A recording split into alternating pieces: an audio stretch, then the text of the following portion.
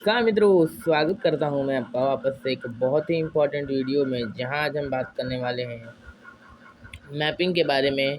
और जैसे आपको पता है कि हमने मैपिंग की क्लास शुरू कर ही दिया है। थर्ड क्लास है मैपिंग की। तो आज थर्ड क्लास है। बाकी हम लोग वर्ल्ड मैपिंग कर रहे हैं। हम लोग। और इंडियन मैपिंग के लिए, ठीक है सर, इंडियन मैपिंग के लिए अब अलग बैच अगर आपको चाहिए तो कमेंट में हाँ ज़रूर कर दीजिएगा, ठीक है। चलिए शुरू करते हैं आज की क्लास को।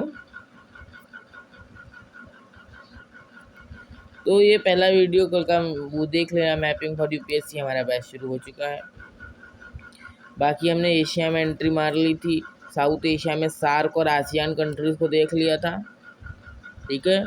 तो हम सार्क में मालदीव को पढ़ चुके थे, श्रीलंका को भी पढ़ चुके थे। भारत को तो पढ़ेंगे नहीं कि भारत के लिए अलग बैच आएगा। अब आएंगे पाकिस्तान वहाँ पर, ठीक है। तो रिवाइज कर लेंगे। तो मालदीव, श्रीलंका, भारत, पाकिस्तान, अफगानिस्तान, नेपाल, भूटान, बांग्लादेश, ठीक है। याद रहेगा ना सबको। चलिए, बाकी ये सब मैं आपको पढ़ा दिया था। श्रीलंका हम्बनटोटा बंदरगाह, ये माली ग्रेटर लिंक प्रोजेक्ट, ये पढ़ा दिया था। पाकिस्तान कुत्ता से शुरुआत करते हैं। हमसे जो अलग होगा तो कुत्ता ही बनेगा, ठीक है। देखिए, इफ़ यू डोंट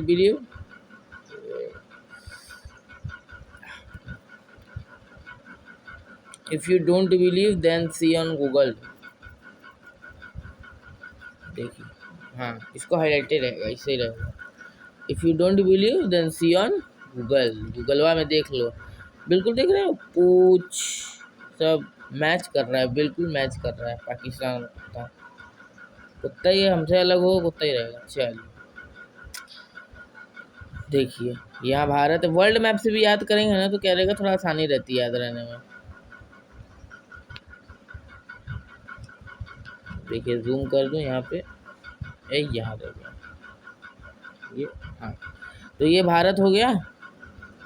ये पाकिस्तानी यहाँ पे भारत के बगल में बाउंड्री यहाँ लगाता है। इसको क्या बोलते हैं, रेड क्लिफ लाइन।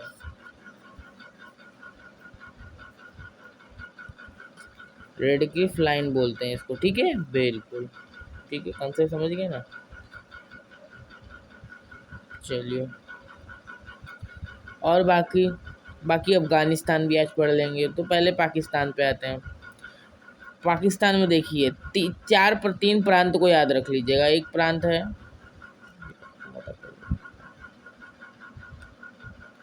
एक प्रांत का नाम है बलूचिस्तान प्रांत, ठीक है। इसमें हाईलाइट कर कलर कर देता हूँ, हाइलाइटर नहीं है, सॉरी। हाईलाइट लेते हैं, इसको ऐसे कलर कर देते हैं। ये रहा बलूचिस्तान प्रांत। अब बलूचिस्तान प्रांत में हमेशा विद्रोह चलता रहता है, ठीक है। इस प्रांत में हमेशा क्या चलता रहता है, विद्रोह चलता रहता है। यहाँ की जो सरकार है, इमरान खान है, यहाँ की इमरान खान है, ये हमेशा मतलब यहाँ मतलब शुरुआत से ही, जब से यहाँ पाकिस्तान आज़ाद हुआ है तब से बलूचिस्तान को ना ज़्यादा महत्व नहीं दिया जाता है। बलूचिस्तान को आतंकवादी, हमेशा मारपीट यही चलता रहता है, ठीक है। पाकिस्तान में तो आतंकवादी ज़्यादा रहते हैं लोगों से। तो ऐसे ये जो जगह है बलूचिस्तान, ये अपने आप को अलग मानती है पाकिस्तान से, ठीक है। यहाँ हमेशा विद्रोह चलता रहता है ये सब। जैसे हमारे यहाँ पे पाकिस्तान कश्मीर को बनाना चाह रहा था, सेम ये उसको कह सकते हैं बलूचिस्तान। तो भारत को भी दिमाग लगा के सब बलूचिस्तान में सब पैसा देना चाहिए, और यहाँ पे आर्म्ड वाम सब पैसा वैसा दे के सब पाकिस्तान से अलग करवा लेना चाहिए, और पाकिस्तान में जाना चाहिए और यहाँ से अंदर घुस के चलिए जाने। तो भारत ऐसा कभी करेगा नहीं, लेकिन ऐसा करना चाहिए। बलूचिस्तान को भारत को स्वतंत्र प्रांत घोषित कर देना चाहिए, क्योंकि ऐसा होता भी है। बलूचिस्तान अलग अपने आप को देश मानता है, हमेशा विद्रोह चलता रहता है, हमेशा प्रॉब्लम्स चलती रहती हैं, ठीक है। बाकी एक सिंध प्रांत याद कर लीजिएगा, एक पंजाब। आपको पंजाब, बिल्कुल देखिए, पंजाब एक राज्य नहीं था, एक बहुत बड़ा प्रांत था यहाँ तक, ठीक है। तो हमको तो इतना सा पंजाब मिला है बस। आधे से ज़्यादा पंजाब तो ये पाकिस्तान वाला लेके गया है छोटा, ठीक है। सिंध भी हमारा था, हमारे तो नेशनल एंथम में भी सिंध आता था। तभी भी ये लेके चला गया है। और बाकी ये गिलगिट बाल्टिस्तान ये क्या है? जब मैंने आपको बताया था उस दिन वाले वीडियो में कि हमारा इंडिया ने पाकिस्तान ने ये वाला जगह देख रहे हैं ना, POK यही है इंडिया का मैप। POK को छोटा वहाँ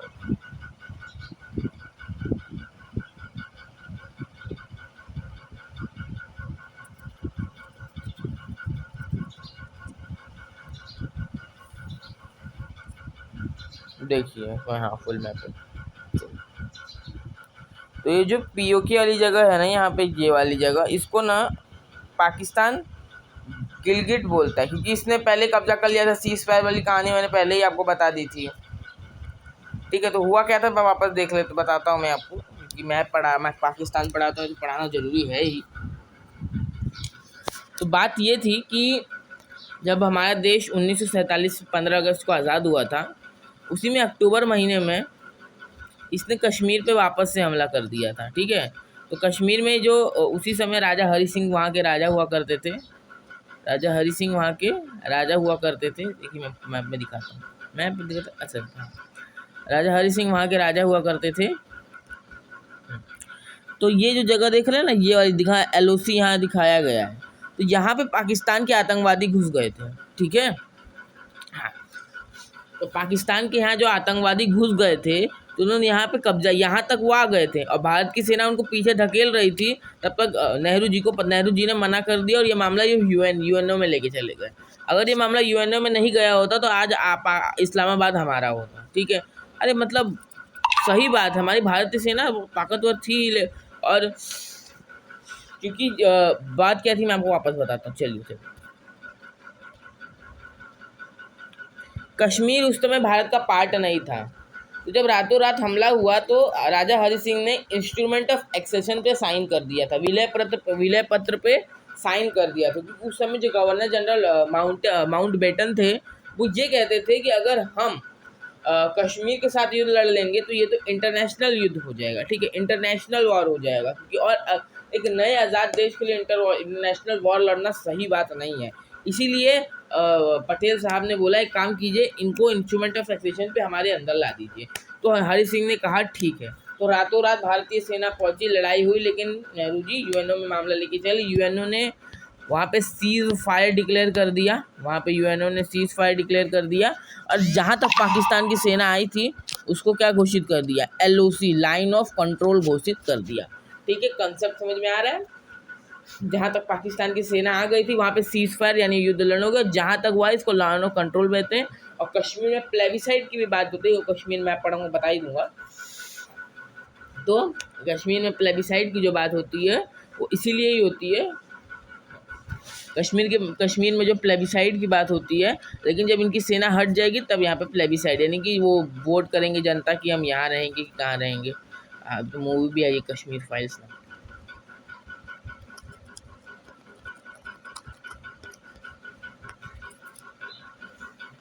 चलिए, तो पाकिस्तान में ये तो बात समझ में आ गई तक है। और यहाँ पे उसका जो ये देख रहे हैं ना, क्रीक आया है, क्रीक जगह, मतलब सर क्रीक हमारा इसने चिल्ला के ले लिया था, भी बताएंगे जब इंडिया में पढ़ेंगे तो। हाँ, तो ये जो पाकिस्तान है इसके कुछ प्रांतों का नाम, इसकी राजधानी इस्लामाबाद है, तो याद रख लीजिएगा, इस्लामाबाद इसकी राजधानी है। इस्लामाबाद यहाँ की राजधानी है। और इसकी पाकिस्तानी रुपी करेंसी है। एकदम पाकिस्तान एकदम कर्ज में डूब चुका है। अब देखो होता क्या है ना, वो चाइना से जो है ना, चाइना से बहुत दोस्ती बना रहा है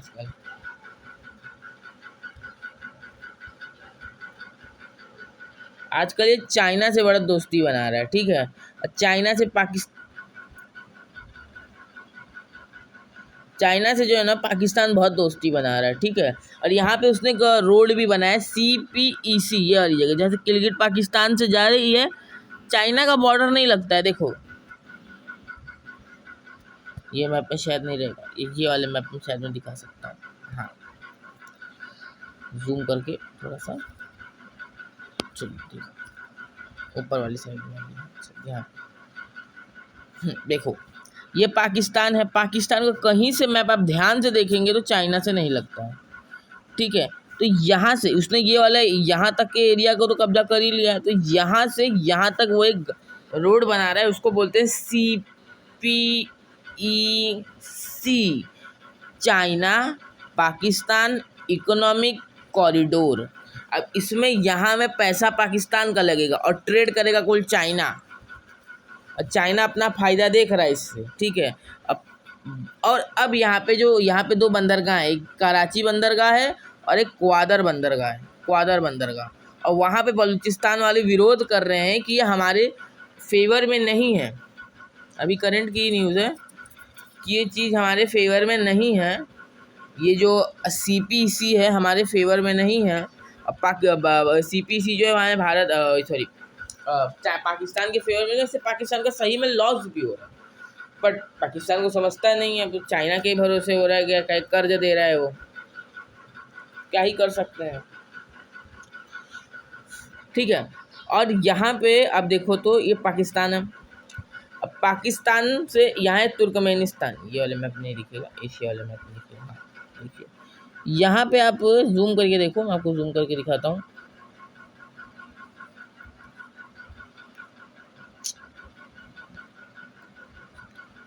यहाँ पे एक जगह आपको दिख रही होगी तुर्कमेनिस्तान, यहाँ से अफगानिस्तान, यहाँ पाकिस्तान और यहाँ भारत।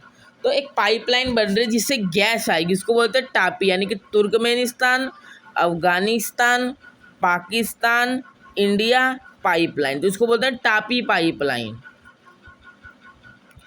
तो ऐसा भारत तो बना रहा था, भारत तो ऐसा बना रहा था, पर ये पाकिस्तानवा बोलता है कि नहीं हमारे यहाँ नहीं बनेगा, तो कि और हमारे लिए नुकसान ये बात का था कि आतंकवादी वहाँ पे उड़ा देंगे। तो मोदी जी बोले कि काम कीजिए, यहाँ पे जो पाइपलाइन बनेगी इससे आप गैस निकाल लेना और आप अपना पैसा लगाना। तो अपना पैसा लगाएंगे तो पाकिस्तान वही का नुकसान होगा, हमारा तो नुकसान होगा नहीं। अरे भैया गए थे अब रसिया, जब युद्ध जहाँ युद्ध हो रहा है, ये रसिया गए थे, रसिया में बोलते हैं हम अपने अंदर ही पाइपलाइन लगवाएंगे, पैसा दीजिए, उसके ऊपर खुद ही डॉलर का सैंक्शन मार के रखा गया है। उसने बोला हमको टापी में इंटरेस्ट है, हमको तुम्हारे पाइपलाइन में इंटरेस्ट नहीं है, हम टापी में इंटरेस्ट रखना चाहते हैं। तो अब शायद पाकिस्तान टापी के लिए राजी हो, तुर्कमेनिस्तान अफगानिस्तान के लिए, ये वाली लाइन के लिए। हमारे लिए तो अच्छी बात है क्योंकि टापी पाइपलाइन हमको नुकसान देगी, फ़ायदा देगी। ये यहाँ से ये वाला नहीं तो तजाकिस्तान हो गया, ये वाली पाइपलाइन यहाँ से, ठीक है, इसको बोलते हैं टापी पाइपलाइन, तुर्कमेनिस्तान पाकिस्तान भारत, ठीक है, टापी पाइपलाइन याद रखना, प्रश्न पूछता है ऐसे, ठीक है। चलिए और एक तो मैं आगे बताऊंगा अफगानिस्तान में गोल्डन क्रीसेंट क्या होता है, ये अफगानिस्तान में बताऊंगा गोल्डन क्रीसेंट, ठीक है। पाकिस्तान में क्या पढ़ने लायक बाकी रह गया है, पाकिस्तान पढ़ भी क्या करोगे, प्रश्न कहा आता है पाकिस्तान वहाँ से छुट्टा है। पाकिस्तान हमसे अलग कैसे हो तो हिस्ट्री में पढ़ा दूंगा मैं, ठीक है, कि हमसे कैसे अलग हुआ, मुस्लिम लीग कौन है, हाँ यहाँ पे गवर्नर जनरल संविधान, अभी हिस्ट्री में इसके ऊपर बात करेंगे, अभी बात मेरे ख्याल से अभी नहीं करना है, ये मैपिंग का क्लास है, वैसे मैप पढ़ना चाहिए यहाँ पे। तो ये बलूचिस्तान प्रांत दिख रहा है, यहाँ पे ग्वादर बंदरगाह है यहाँ पे, और यहाँ पे कराची बंदरगाह है, कराची बंदरगाह देख रहे हैं आप, हाईलाइट कर देता हूँ यहाँ पे, कराची बंदरगाह आपको यहाँ पे दिख रहा होगा। पंजाब प्रांत याद रख लेना, ये गिलगिटिस्तान। अभी यहाँ पे एक और समझदार सुनो, यहीं पे एक जगह है मियाँ चानू, यहाँ पे भारत ने ब्रह्मोस फोड़ दिया, भारत ने यहाँ पे ब्रह्मोस फोड़ दिया। अब भारत ने 2 दिन बाद बोला कि ये हमसे मिसाइल गलती से छूटी थी, गलती से हमने इस मिसाइल को छोड़ दिया था। अब बात तो बोल ही रहे थे गलती से छोड़ दिया था, बट हजम नहीं होता है ना कि गलती से छोड़ दिया था, क्योंकि अभी मैं आपको प्रूफ बताता हूँ। किसी भी मिसाइल में एंटी बोल रहा हूँ, सेल्फ ब्लास्ट सिस्टम होता है अच्छी मिसाइल में, सुपर मिसाइल में। तो ब्रह्मोस ऐसी मिसाइल है जिसके अंदर सेल्फ ब्लास्ट, अगर देखो भारत के हरियाणा के सिरसा से, सॉरी सिरसा को मैप दिखाता हूँ, मैप से क्या समझ में आता है चीज़ें ना। तो इंडिया का मैप नहीं, इंडिया का होता तो और अच्छे से समझ में आता। चलिए हाँ, तो इस जगह से ये जो था थोड़ा और अंदर आ जाएगा, हरियाणा से इसको छोड़ा गया था ब्रह्मोस को, ठीक है। तो ऐसा कहा था गलती से छूट गया, माल फंक्शन के कारण छूट गया। तो अब देखो 2 मिनट तक ये भारत में उड़ा और 4 मिनट तक 124 किलोमीटर अंदर ये पाकिस्तान के चला गया था, 124 किलोमीटर अंदर। सोचिए दुश्मन टेरिटरी के अंदर हमारा जो ब्रह्मोस है वो 124 किलोमीटर तक अंदर चला गया था, और हम चाहते थे उसको सेल्फ ब्लास्ट कर सकते थे, लेकिन हमने किया नहीं। समझे, गलती जानबूझ वाली गलती है। ऐसा क्यों किया, इसका कारण है कि ऊपर चल रहा है रशिया यूक्रेन का युद्ध। अब रशिया यूक्रेन का युद्ध चल रहा है, तो अमेरिका हमसे कहेगा कि काम करो, रूस को कुछ बोलो, रूस को बोलो। इससे अच्छा हम लोग खुद ही युद्ध लड़ जाते हो, तो कोई बोलेगा तो अरे हम खुद अपना युद्ध लड़ रहे हैं। तो उसने और पाकिस्तान एकदम पगलेट, पाकिस्तान में लगता है कौन कुछ बढ़ाने वाला है नहीं। पाकिस्तान चला गया यूएनओ, हम सिक्योरिटी काउंसिल में जाएंगे, origin of Islamic organisation of Islamic countries में चला गया, उड़ रहा है वहाँ पे। अरे हम इसको सैंक्शन लगवाएंगे, हाउ करवाएंगे, हाई करवाएंगे, कुछ उखाड़ नहीं पाओगे हमारा। तुम भारत ने तो 2 दिन बाद बोल दिया गलती से, गलती जानबूझ के वाली गलती। बहुत सारे सबूत है यहाँ पे। उनका वो जो हेड है वो बोलता है कि हम ट्रैक कर रहे थे मिसाइल को, कुछ कर नहीं पाए, बहुत फास्ट था। चाइना, इन्होंने चाइना से लिया था डिफेंस सिस्टम HQ9, और फटबई नहीं करा। देखो चाइना का माल ऐसा ही होता है।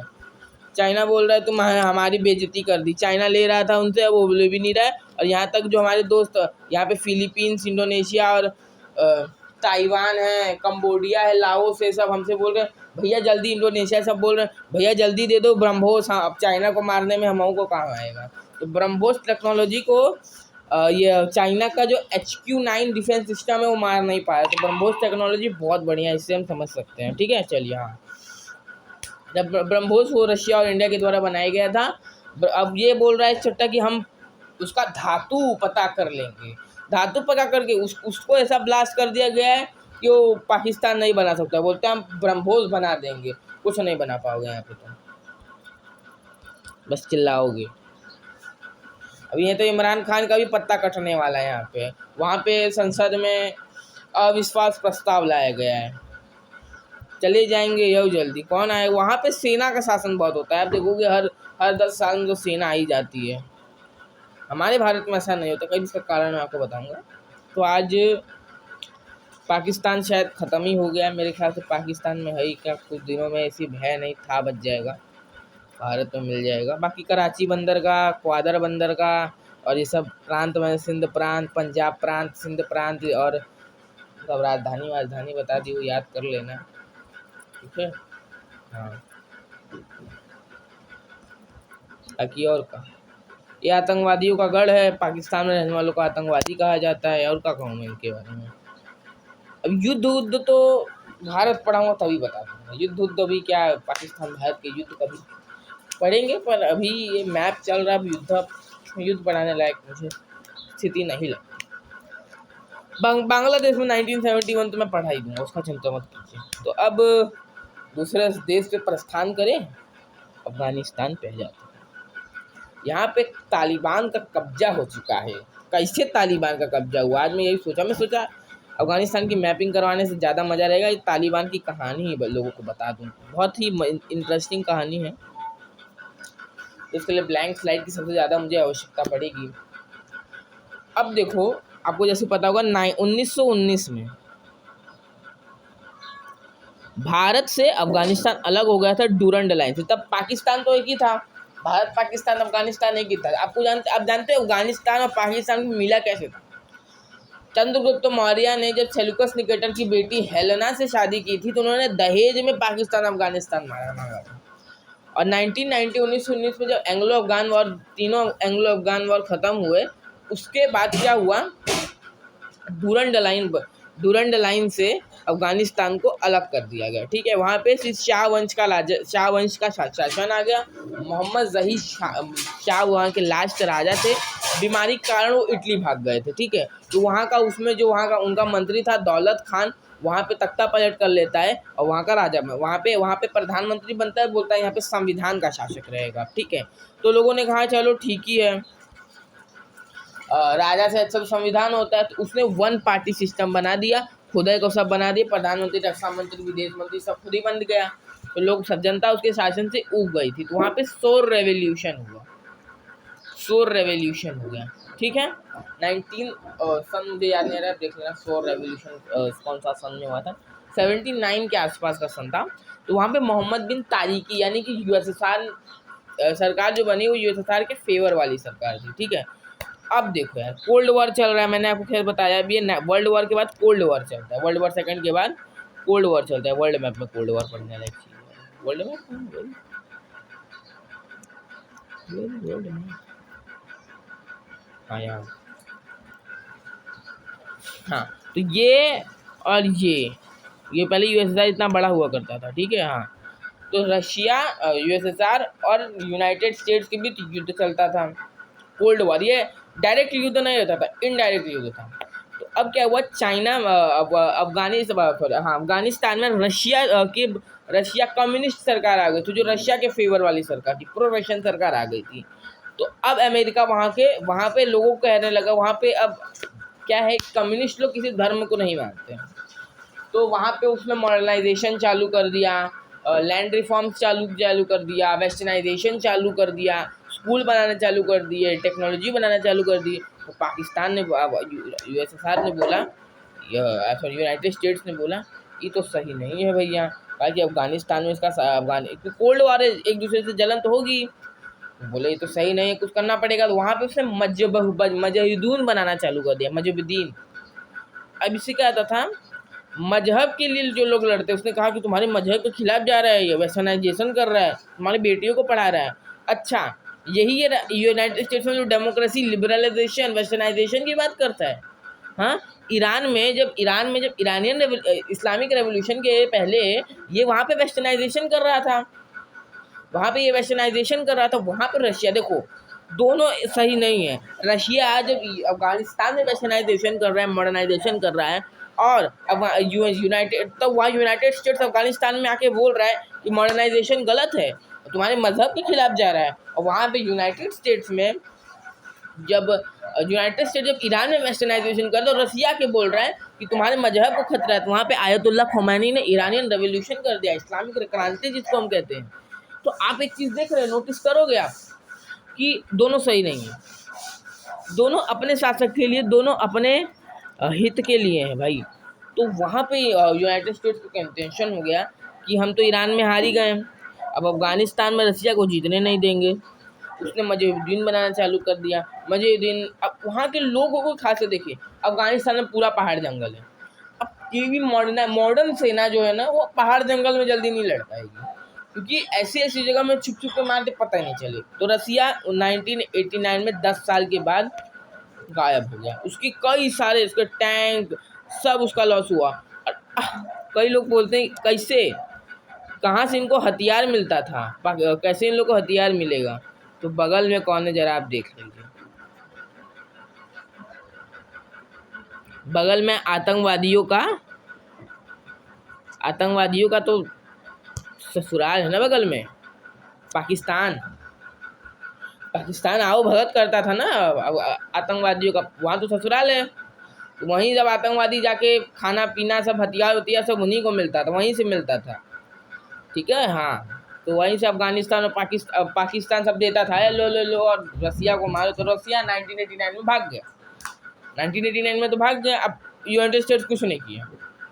यही बुरी बात है कि यूनाइटेड स्टेट्स में उसके बाद वहाँ पे हाथ नहीं लगा। वहाँ पे जो मजहबुद्दीन रहते थे, उन्होंने अपना लड़ाई वड़ाई करके, वहाँ पे कोई शासक ही नहीं। आप सोचिए, रशिया चला गया, सब चले गए, वहाँ पे कोई शासक नहीं है। अब वो लोग लड़ रहे हैं आपस में, तो वहाँ के जो बच्चे लोग थे उनके अंदर असर पड़ा। और वहाँ पे पश्तून भाषा बोली जाती है, पश्तून। और पश्तून भाषा में जो स्टूडेंट, पढ़ने वाले स्टूडेंट थे, उनको तालिब बोला जाता है, तालिब। और उन लोगों ने लड़ना शुरू किया ये मजहबुद्दीन के खिलाफ कि कोई शासक बने हमारे देश में, शासन हो किसी का, अच्छा शासन हो। तालिब, और तालिब का बन गया तालिबान। और यहीं से आप देखोगे ना, उसामा बिन लादेन, अलकायदा का भी जन्म यहीं से होता है। उसामा बिन लादेन तो सऊदी अरब में वो था, इंजीनियर। अलकायदा का जन्म भी आप देखोगे ना, यहीं से ही होगा। अलकायदा का जन्म यहीं से ही होता है। वो सऊदी अरब का इंजीनियर रहता है और वो मजहब के नाम पे यहाँ पे लड़ने जाता है। और उसके बाद बहुत का अभी बताऊंगा ट्विन हमला कैसे होता है। तो यहाँ तालिबान बन गया।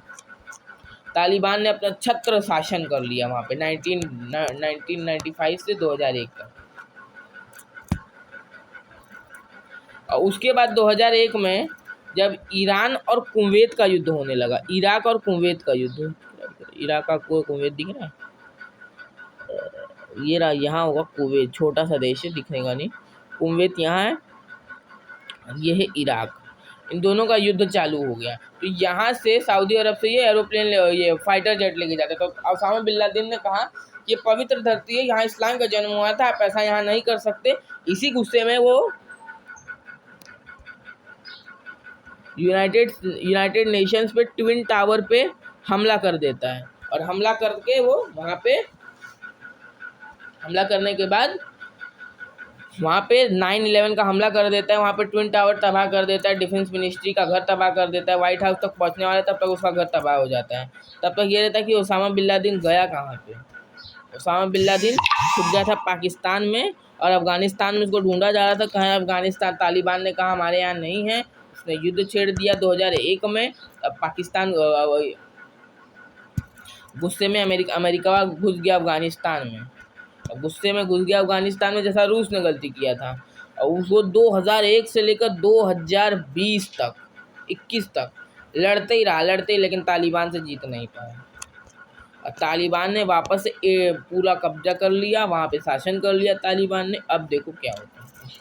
अफगानिस्तान की धरती का यही हाल हो ना, मैंने बता देना। अब आतंकवादियों का गढ़ है, और यहाँ से इसको यहाँ से सप्लाई भी मिलती रहती है पाकिस्तान से, तो है ही आतंकवादियों का गढ़, तो वहाँ से उसको मिलता रहता है। अब ये लोग कहाँ से, अब आप कई लोग के प्रश्न में दिमाग में एक प्रश्न आता है, अब ये लोग क्या इकोनॉमी चलाएंगे, क्या ये लोग करेंगे, कहाँ से चलाएंगे। तो मैं आपको बता दूं यहाँ पे ये, हाँ, ये गोल्डन क्रिसेंट है। यहाँ पे अफीम, गांजा, चरस, ड्रग्स बहुत होता है। खेती होती है वहाँ पे, वहाँ पे उगता है, तो वही अफगानिस्तान वाले लोग बेचेंगे दुनिया में गरीब देशों को। यहाँ वहाँ पे ईरान को ये गोल्डन क्रिसेंट प्रश्न पूछता है एग्जाम में, तो गोल्डन क्रिसेंट किसको बोलते हैं। तो गोल्डन क्रिसेंट में 3 देश आते हैं। कौन कौन से? पाकिस्तान, ईरान, अफगानिस्तान। ऐसे क्रिसेंट बनाते हैं ना मैप में, जैसे क्रिसेंट, चांद, आधा चांद, उसको बोलते हैं क्रिसेंट। अभी आप आसियान में देखोगे एक गोल्डन ट्रायंगल है, वो भी दिखाऊंगा मैं आपको। भारत दोनों के बीच में पड़ता है, भारत का यही सबसे लॉस है, मैं मानता हूँ। ठीक है, तो यहाँ पे जो ईरान जगह है, यहाँ पे गोल्डन क्रिसेंट बना हुआ है। हाँ, तो गोल्डन क्रिसेंट है, तो एक गोल्डन क्रिसेंट में अफीम गांजा होता है, तो यही से अपनी इकोनॉमी चलाएंगे। बाकी और क्या याद रखने वाली चीज़ें हैं। यहाँ पे एक बुद्ध भगवान की बहुत बड़ी मूर्ति हुआ था, सकती थी बामियान में, लेकिन इन्होंने गिरा दी था। कितने? ये आतंकवादियों ने, तालिबानियों ने। अब एक और चीज़ है, अब यहाँ पे भारत ने सलमा डैम बनवाया था, यहाँ का संसद बनवाया था, वो सब पे अभी तालिबान का कब्जा हो गया होगा। तालिबान ने रसिया यूक्रेन के युद्ध पे ये बोला कि हमको शांति चाहिए, शांति से बात करना चाहिए। अब कौन बात कर रहा है, आप खुद ही देख सकते हो। शांति से अफगानिस्तान बात कर रहा है, यानी कि तालिबान बात कर रहा है। तालिबान का यहाँ शासन हो जाए, वो कब तक शासन रहेगा क्या पता। अब ये यहाँ तक कि पाकिस्तान की अमेरिका की बहुत बेइज्जती हो गई कि अमेरिका ने अफगानिस्तान को कितनी बुरी हालात में छोड़ के चला गया। यही अफगानिस्तान यूक्रेन के साथ भी करेगा। अमेरिका यूक्रेन के साथ भी करेगा। अमेरिका दूध का धुला कर लोग, अमेरिका एकदम बेकार देश है, मैं आपको बता रहा हूँ। अमेरिका सिर्फ अपने फ़ायदा देखता है। इनका काम ही है कि छोटे दोस्त लड़ते रहे। ये अफगानिस्तान में गया, अफगानिस्तान को बर्बाद कर दिया, यूक्रेन में गया, यूक्रेनों को बर्बाद कर दिया। कुछ बात ना कर रहा है, ना कुछ बोल रहा है। और बाइडन ने जैसा अफगानिस्तान के बाद कहा कि अमेरिका की गलती नहीं है, तालिबान के बाद, यूक्रेन के बाद कहा हम इस युद्ध में नहीं लड़ेंगे। करेगा क्या कौन सी के तुम?